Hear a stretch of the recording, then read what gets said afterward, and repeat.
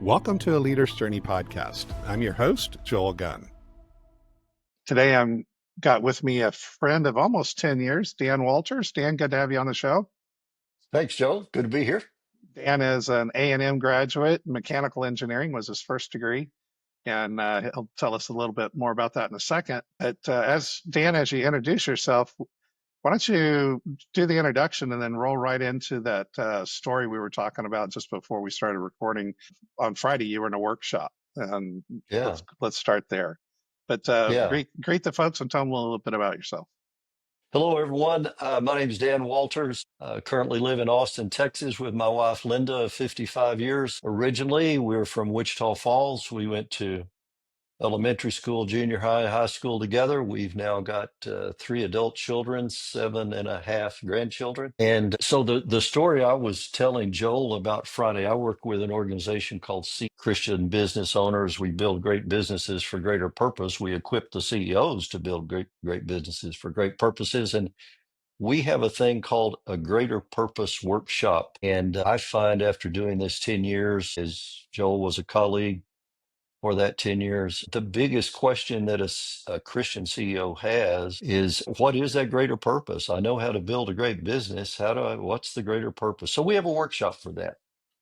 And I was mentioning to Joel, the way that I kick that off is I draw 2 parallel lines. And on one, I draw work, and on the bottom one, I draw faith. And I say in this culture, work and faith don't naturally intersect. And I think we've got a room full of people here today who have an angst. They want their work and their faith to intersect. And how does that happen? And we spend the rest of the day talking about that. And quite honestly, that's what I live for at this point in my life. So you talk about the intersection of faith and work. Where did that first become even a thought for you? Yeah, boy, great question. For a decade or so, it was running in the background. I didn't know how to voice it. Linda and I went to Saudi Arabia in 1975. I went to work for Aramco, the Arabian American Oil Company. So we went out there in the mid 70s, and we were both Christians, but just barely. Quite honestly, the Aramco's oil money paid for us to look for God all over the world. We went to Athens, we went to Rome, we went to cathedrals in Europe, we went to Stonehenge, we went to Buddhist temples, we went to some of the most beautiful mosques in the world in those travels with Aramco. But working in Aramco, working in Saudi Arabia, it's a culture where work and faith are not separate. Okay, they're integrated. And I admired that. I wanted that, but I had that angst. I didn't know how to connect those two. We moved back to the States for 6 years. During that time, excuse me, a man in Houston, we moved to Houston, and a man there started discipling me. And long story short, 6 years later, we went back to Saudi Arabia, this time with God and a more active faith and seeking faith. And Joel, we got there just in time for Saddam Hussein to invade Kuwait, 2 weeks after we returned. Some may remember that period of time. For about 6 months during Operation Desert Shield, the U.S. military spent 6 months bringing in 500,000 troops. Well, those first few weeks, we were living in Dhahran, and that's where the 82nd Airborne came in almost immediately, and then the 101st Airborne. And the way we looked at it, they saved our life. And we did what any reasonable person would do. On the weekends, we loaded up our Blazers and Suburbans, and we drove out in the desert and fed the Airborne, the 101st Airborne, the 1st Marines. We fed them hamburgers and ice cream. Just a precious time with those guys. And after hamburgers, I would say, you guys, we're going to have a little informal worship service here. If you'd like to stay, go. And Joel, I never prepared a message. I would just ask one question. We'd sing a song or two, and I'd ask, what's God been doing in your desert? What's God been doing in your life since you came to the desert? Oh, and these guys had story after story of God at work. And one night we were with the 24th Mechanized Infantry, and I asked the question, and it was crickets. And finally, the first sergeant stood up. In an infantry company, it was quiet before, it got really quiet then. And he said, okay, I'll tell you. He said, since I came to the desert, I've learned to be a first sergeant and a Christian too. Whoa. blew me away. Had two thoughts immediately. First, First Sergeant, you don't fit the Christian profile. First Sergeant Marvin Jenkins, 17 years in the Army. I'd been in the military, and I said, you don't fit. In my mind, I'm thinking, you don't fit the profile. You've got to cuss really well. You've got to get angry in a hurry. You don't fit the profile. And then my second thought was, wow, that's what I want. I want to be a manager in this oil company and a Christian too. And I don't have a clue what this guy's talking about. Yeah. And that was a pivot point, a major pivot point over time. It took me a few weeks to realize how influential that was and what angst I had there. And so the rest has been a journey along those lines. And when I joined C12 10 years ago, I told Buck Jacobs, the owner, my calling was to hear Christian business owners say, I've learned to be a CEO and a Christian too, just like the first sergeant. It's that simple, Joe, for me. Yeah. What do you think people struggle with most in living out their faith and work? You saw it. Yeah. You saw it overseas in the Muslim world. They see them very integrated, but in our Western culture, we tend to have historically, at least I don't know, the last number of decades, have started to segregate those. What's the disconnect, and how do we start to encourage people to reconnect? Boy, that's a great question. I've thought about that a lot. When I find someone that feels that divine disconnect, I try to quickly tell them, you're not the only one and you're not the crazy one. I think it's common. Well, first, in this culture, there's separation of church and state. I ask that question when I get in these workshops. I'll ask that very question. Why do you think these lines don't intersect? And I hear, well, separation of church and state. And well, you don't talk about politics and religion and kind of go down that road. But I think in large part it's because people just don't have a narrative. They don't have a go by to what it looks like to align your work and your faith without being Billy Graham or Mother Teresa. How do you do it as a computer programmer? How do you do it as a welder? How do you do it as a CEO? What's the narrative? And interestingly, I like to tell people there are some narratives in the Bible. I mean, you think about Joseph. He was the CEO of an agricultural co-op, and he wasn't a full-time missionary, and God used him. There was Nehemiah. He was CEO of a construction company. God used him. Daniel, he wasn't a CEO, but he was a political governor in charge of the sorcerers and magicians, for goodness sakes. And he aligned his work in his faith. So the narratives are there. And I think people, to a large extent, just haven't seen that narrative. Once they start to wrestle with this idea of integrating faith at work, what are some of those baby steps that, say somebody's viewing this hmm or listening to this hmm podcast and they're like, yeah, that's been something I've been wrestling with. What do you recommend as some of those early baby steps to start to live Yeah. that out? All right, because there's Yeah. this fear that for most people, like, I'm not Billy Graham, I'm not C.S. Lewis, I don't really know how to present or defend, or I'm not able to, I'm not an evangelist. Like, there's all these things that keep us from taking those Yeah. steps. Where do you start? Yeah. Yeah. I think initially there are three things. And let's talk about leaders and how do they align their work in the faith? Because also when I talk to a group of, I'll come to your question, but one other thing, when I talk to a group of leaders who are Christ followers, they say, well, I want to I want my faith at work, but I just don't want to offend anybody. I don't want any pushback. And I understand that. And I understand too that the Son of God on earth couldn't do this without pushback. And we're to be Christ-like. So, I mean, that's a fear that's got to be overcome. And God didn't give us the spirit of fear. He gave us the spirit of power, love, and a sound mind, the Bible says. To your question, what are the baby steps? I realized early on in my C12 career, there are three things. First, you've got to be willing to turn into the headwinds. It's not easy at the top. It's hard at the top. And you can be a CEO, you can be a Christian. What's hard is to be both at the same time. And you got to be willing to turn into the headwinds. It's not going to be easy. You just got to accept that. So are you ready to turn into the headwinds? Secondly, I find people need a source of new ideas. The old ones in this regard aren't working too well. So you need a source of new ideas. And third, you've got to find a way to deal with the loneliness. And usually when I say that in a group of people, there are 2 or 3 moans in the audience. Yeah, got to find a way to deal with the loneliness. So kind of drill down, double tap on some of those.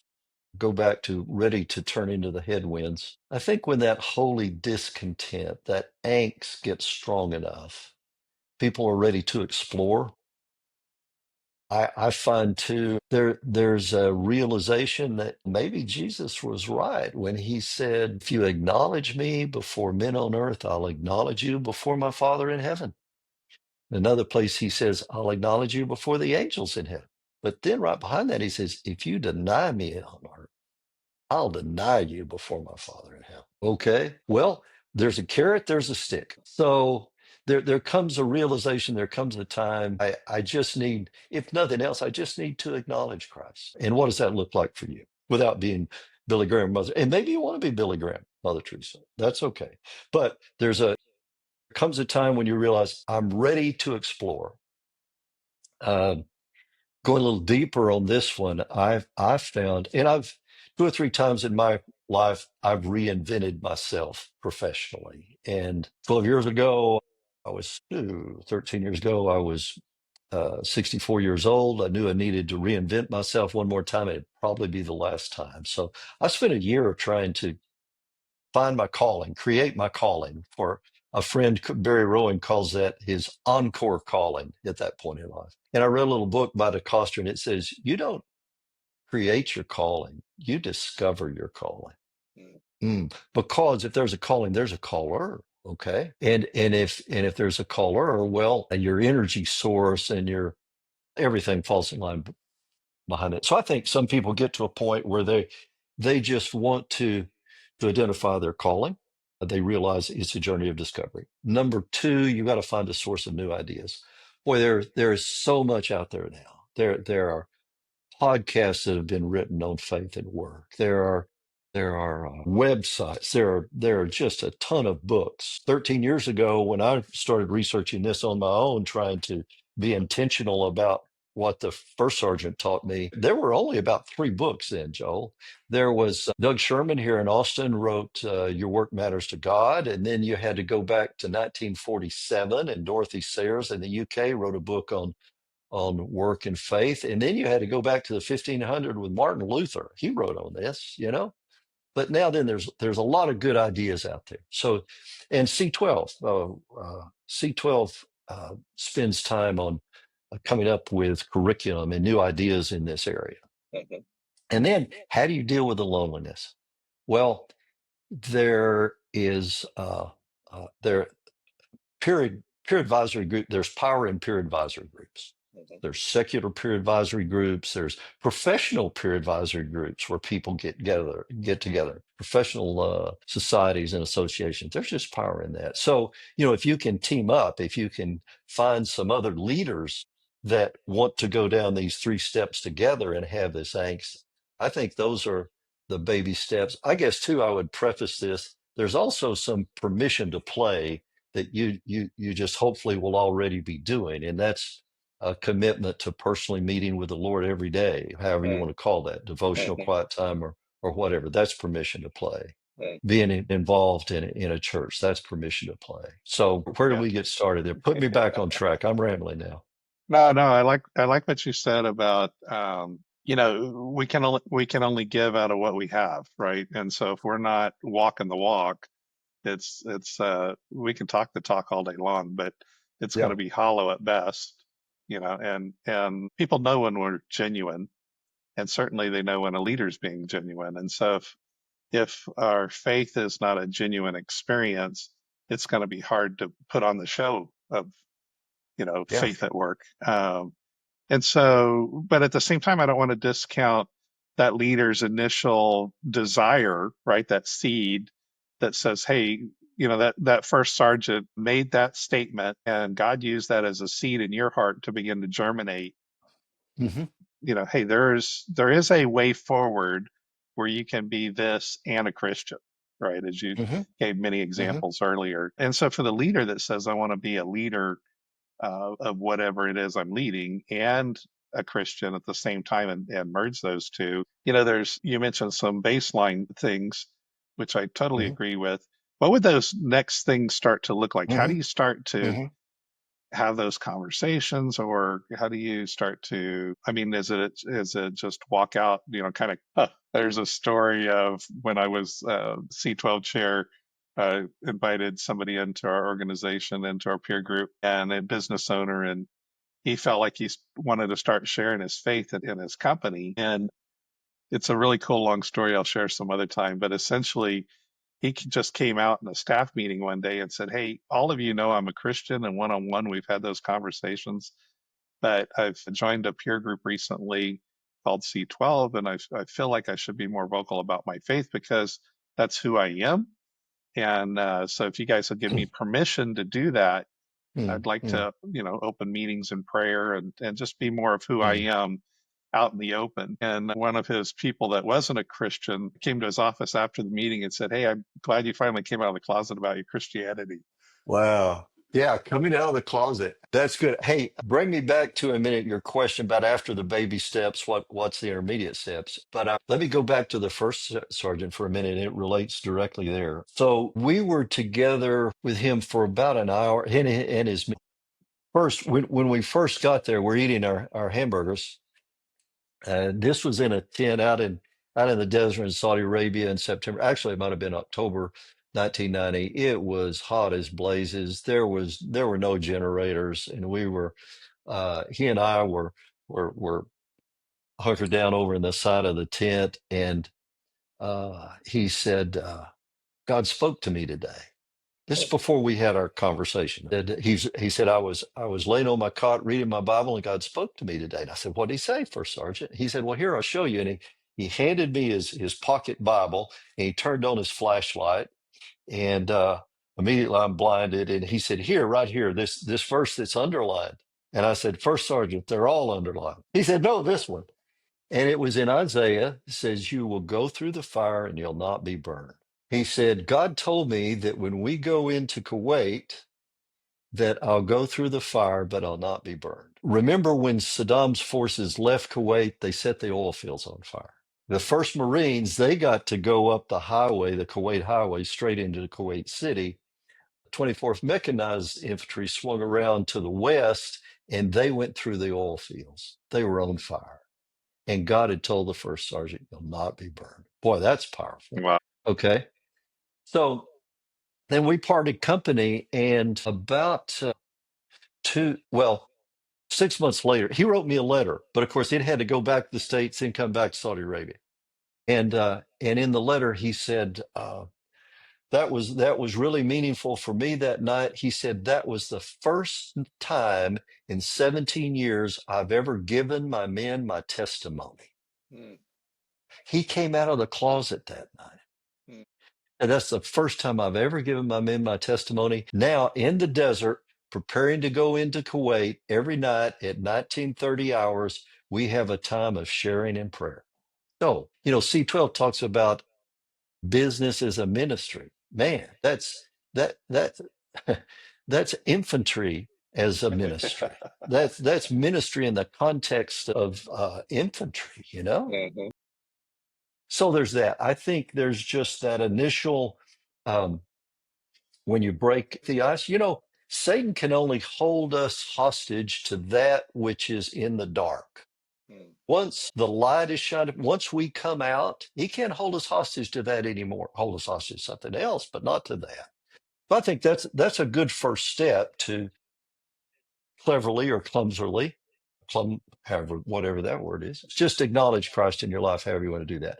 I have found, to your point about what's next, I've found there's three kinds of leaders in this regard. First, and these may be sequential, probably are. First, there's a Christian leader whose faith is private, and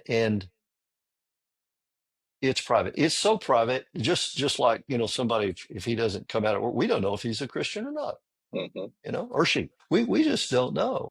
They may be a routine churchgoer. and so forth. But we just don't know. That's private. Next, their faith is personal, and it's an add-on to their professional life. And this person goes on mission trips. This person teaches Bible studies. This person may be an elder in their church, their leader in the church, and their faith, and they may talk about that at work, but that faith in terms is an add-on to their work. And then there's the category their faith is integrated with their work.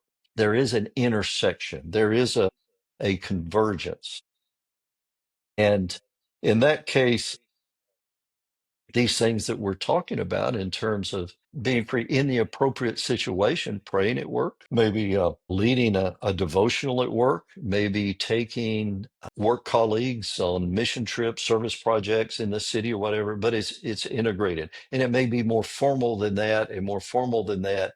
I think this really begins to take off when that leader, that CEO identifies somebody else to be the point person for ministry in the business, for care in the business, where the leader can champion it, but it just works better when it's volunteer led, and it doesn't have all of the political issues and gamesmanship if the CEO is leading it and others come alongside. So that's kind of the three steps there. You mentioned the word care, and you also mentioned the word ministry almost interchangeably, Hmm.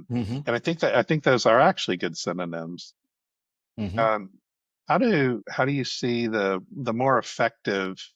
Because you've been around you coach, dozens of CEOs yourself over the years, and you've been around a lot of successful organizations, both secularly and through your C12 circles. The ones that Hmm. are most effective with this idea of business as ministry, or caring for your people and your community in a way that would honor God, what do you see them doing? What kinds of things? Right, most leaders are practical. Like, give me some examples of some of the stuff you've Hmm. seen out there. The people that Hmm. do it well, what do they Yeah. do? Well, first thought comes to mind is back to what we were talking about. They are solidly grounded in the basics of their faith. C12 has a slogan: "Do is greater than talk." And boy, that's true. We can spend all day long in a C12 meeting talking about stuff, but if you don't leave with some action there, faith without works is dead. You know, C12 without works is dead. Do is greater than talk. And I believe that B is greater than do. Who we're becoming is greater than what we're doing.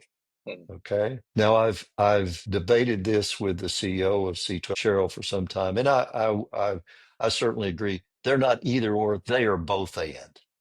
Okay.